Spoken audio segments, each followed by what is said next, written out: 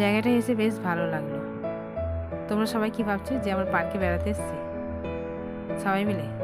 তো জানতে গেলে বন্ধুরা ভিডিওর সঙ্গে থাকতে হবে, দেখতে হবে, তবেই তো জানতে পারবে বলো আমরা কোথায় এসেছি। তো সবাইকে গুড মর্নিং।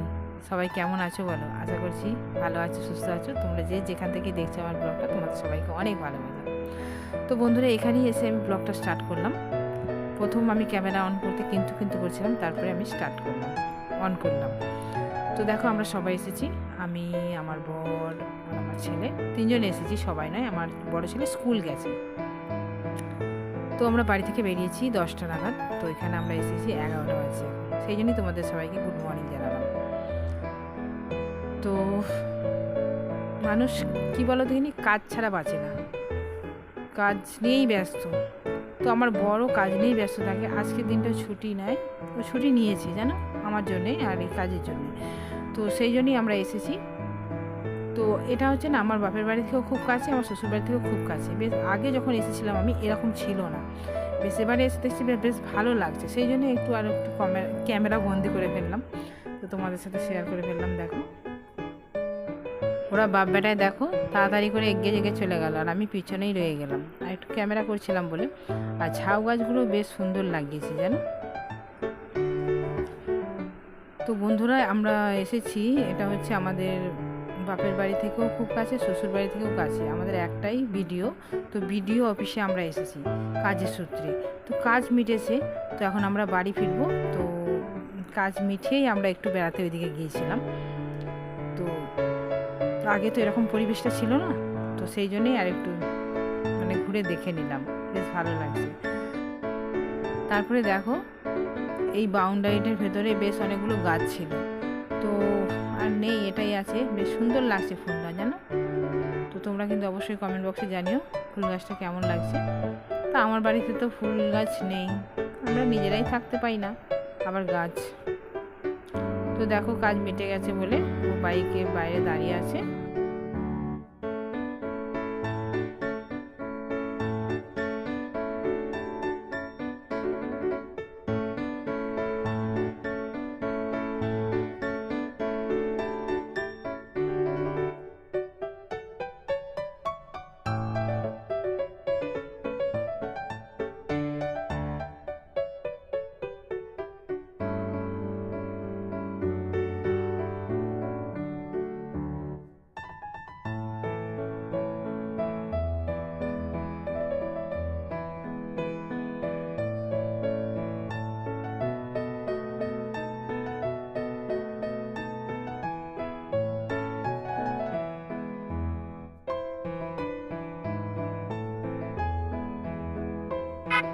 তো দেখো একটু ভুল হয়ে গেল জানো, এমন ভুল করে ফেললাম আমি বুঝতেই পারিনি যে আমি ক্যামেরাটা অন করিনি।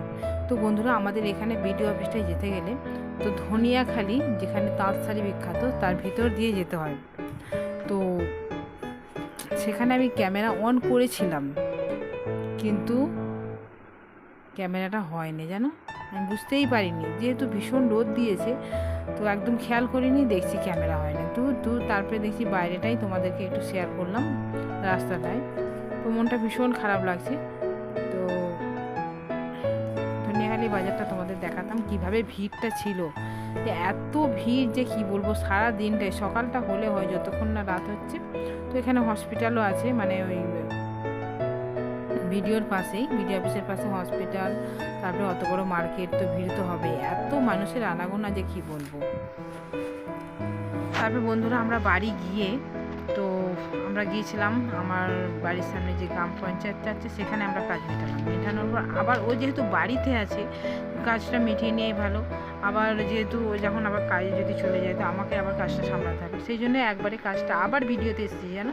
তো আর ক্যামেরা করা হয়নি। তো ভীষণ ক্লান্ত হয়ে গেছে, আমার ছেলেরও শরীর খারাপ হয়ে গেছে। দেখেছো ছেলেটা কেমন হয়ে গেছে, ও ভীষণ বমি করলো জানো, গ্যাস হয়ে গেছিলো, কেমন হয়ে গেছে ছেলেটা আমার। আমিও কেমন একটা হয়ে গেছি। তো যাই হোক, তারপরে সব কাজটা মিটিয়ে এসে দেখো আমরা এখানে একটু বসে রেস্ট নিলাম। তো তারপরে আমরা ফিরছিলাম, এই যে রাস্তায় দেখলাম একটা হনুমান, তো তাকেও একটু ক্যামেরা করে নিলাম। তো ভীষণ শরীর ক্লান্ত, দুবার করে যাতায়াত করেছি, সেই জন্য একদম আর ভালো লাগছে না। তো বাড়ি ফিরলাম। তো বাড়ি ফিরে এসে তো কাজের তো শেষ নেই, ওখানে তো যা করে কাজ মিটলো। তো বাড়িতে এসেও আবার রাতের খাবার বানানো। তো দেখো রাতে মানে ভাত ছিল অল্প, আর রুটি, আর এই যে সুজি বানিয়েছি।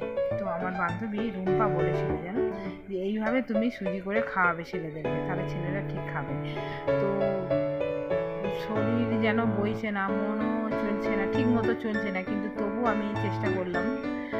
দেখো মোটামুটি হয়েছে, রুম্পা দেখে বলবে তুমি কিন্তু অবশ্যই।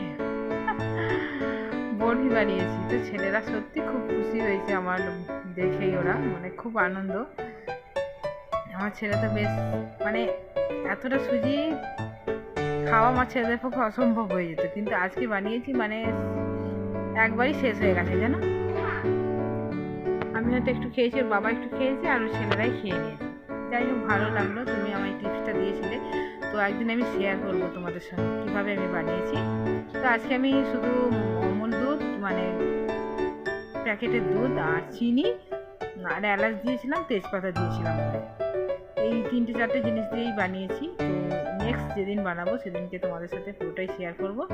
আশা করছি তোমাদের সবারই ভালো লাগবে। তো একদম শরীর মন ভালো নয়, মানে শরীর একদম ক্লান্ত, সেই জন্যই ঝাঁকমাক করে যতটা পেরেছি করেছি ছেলেদের জন্যে।